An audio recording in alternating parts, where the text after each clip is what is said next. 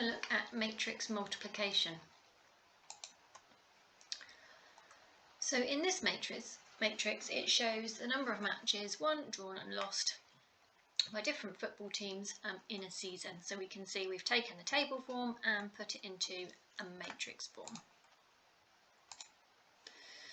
So if we wanted to calculate the total number of points gained by the football teams in a season, if it's 2 points for a win and 1 point for a draw and 0 for a loss, we could do this calculation as a matrix multiplication.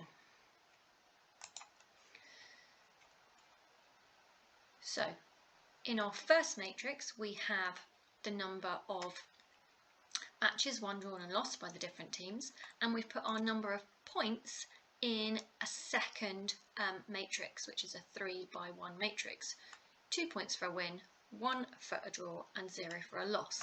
So let's have a look at exactly how we're working out the total number of points. So if we're going to take the first row for Arsenal and multiply that by our 3 by 1 matrix. So we're going to do 5 times by 2, and then we're going to add that to 1 times by 1, and then add that to 2 times by 0. That's the method that's shown in the first row here, and that gives us a total number of points of Arsenal of 11.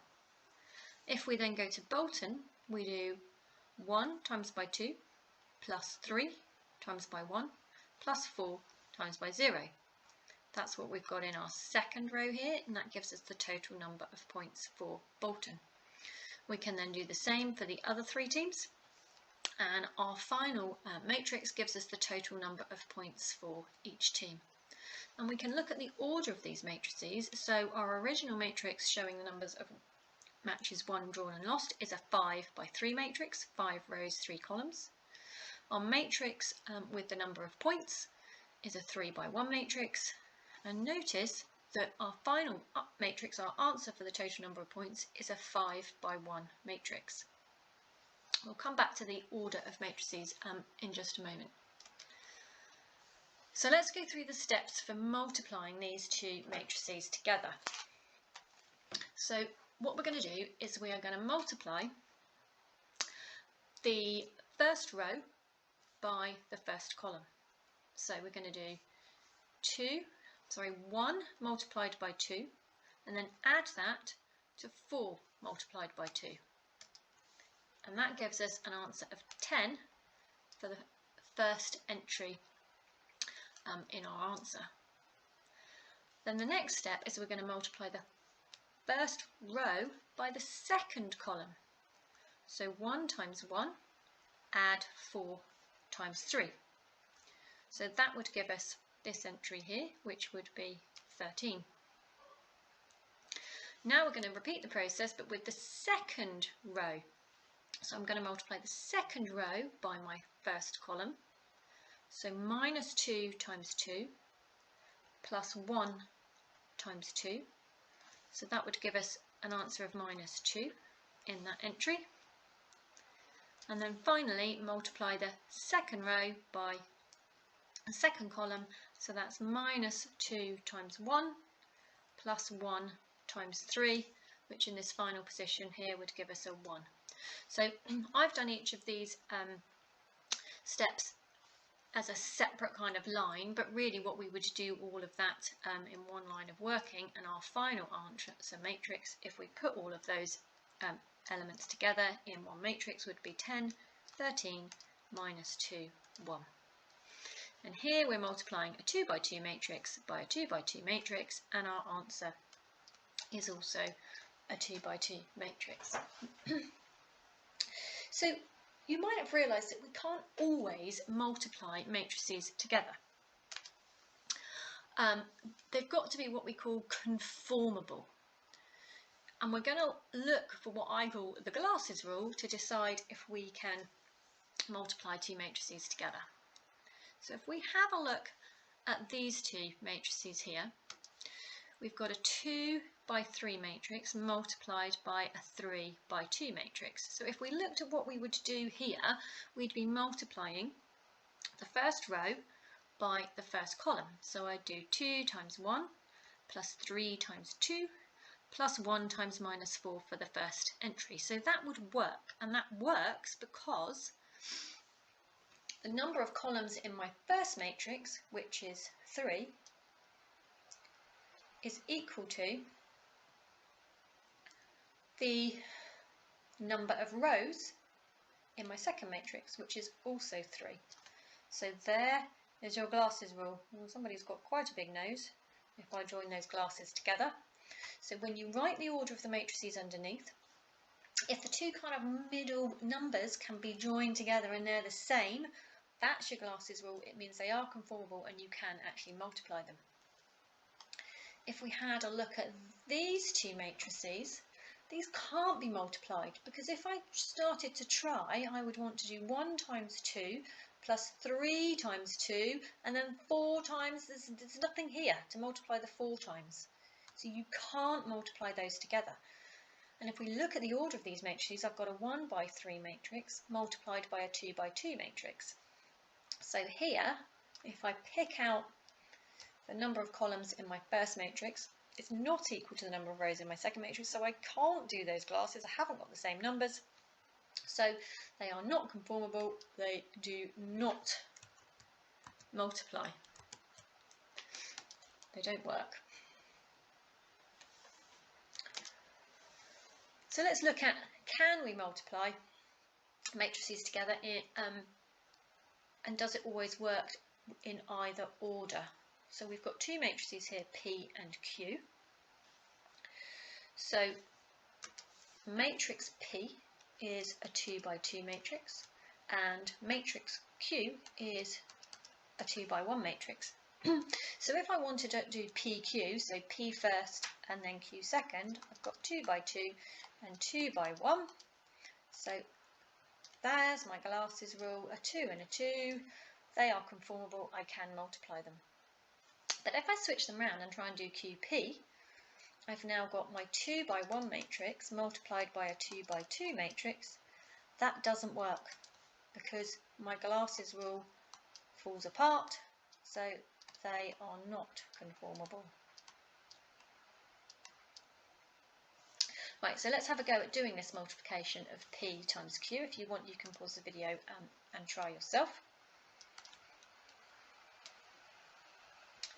So here I've got minus 3 times 3, so that's going to give me minus 9, plus minus 1 times 2, so minus 9 plus minus 2, so there's minus 11. And then the second row, 4 times 3 is 12, plus 2 times 2, which is 4, gives me 16. So there's my answer. So I've got my 2 by 2 matrix and my 2 by 1 matrix, and my answer, look, is also a 2 by 1 matrix.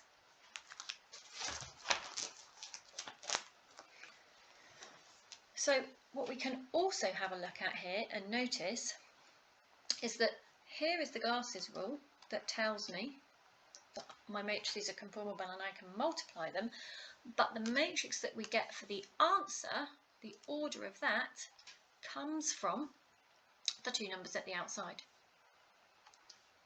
So I get a 2 by 1 matrix for my answer once I have actually multiplied.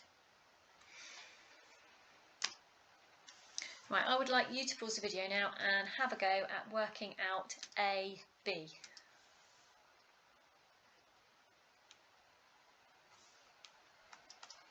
So you should have got for your answer 7, 3, 6, 2.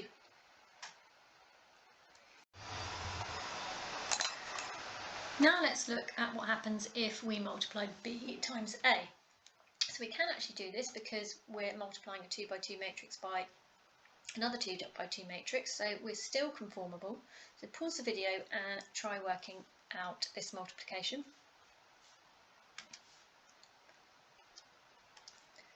So you should have got here 4, 4, 6, 5.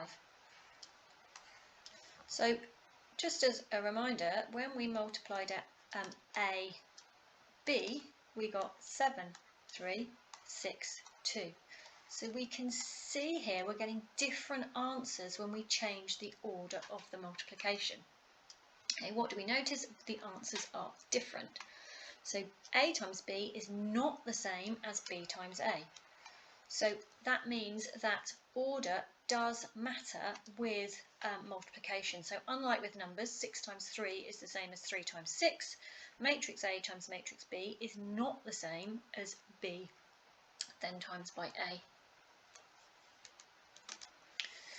So in summary then, if we've got two matrices, A and B, and they have order PQ and QR, then we can multiply A times B. A times B does exist because, remember, we have the glasses rule because we've got a Q and a Q in the middle.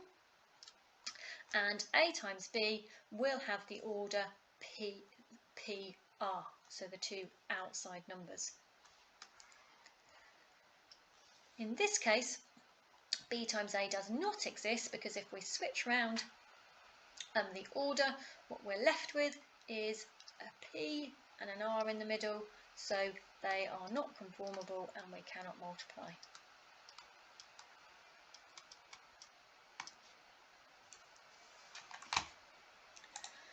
So just like with addition and subtraction, we can work out unknowns in matrix multiplication by setting up simultaneous equations. So if we had to work out x and y here, you might want to pause the video and see if you can have a go, but we will go through it. So looking at the first matrix multiplication, this would give me 5x plus 3y equals 20. And the second matrix multiplication would give me 2y minus 2x equals minus 24. Again, you can solve this simultaneously, but that would leave us with x equals 7 and y equals minus 5. So what I would like you to do now is have a go at these questions from exercise 9A in your Further Maths textbook.